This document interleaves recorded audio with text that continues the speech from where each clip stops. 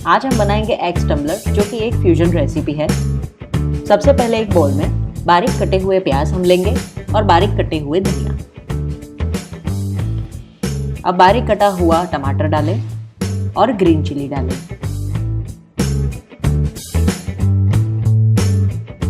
नमक स्वाद अनुसार डालें और हल्दी पाउडर डालें। अब इसके अंदर लहसुन अदरक की पेस्ट डालें, रेड चिली सॉस डालें, सोया सॉस डालें, एग डालें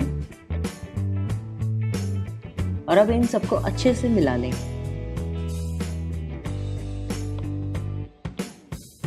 अब इसके अंदर ब्रेड के टुकड़े डालें और अच्छे से मिक्स करें।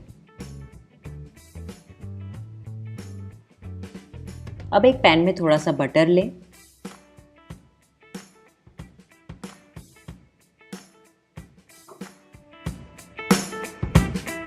और अब पैन में मिक्सचर डालें और उसको अच्छी तरह से कुक कर लें। Eggs tumbler is ready.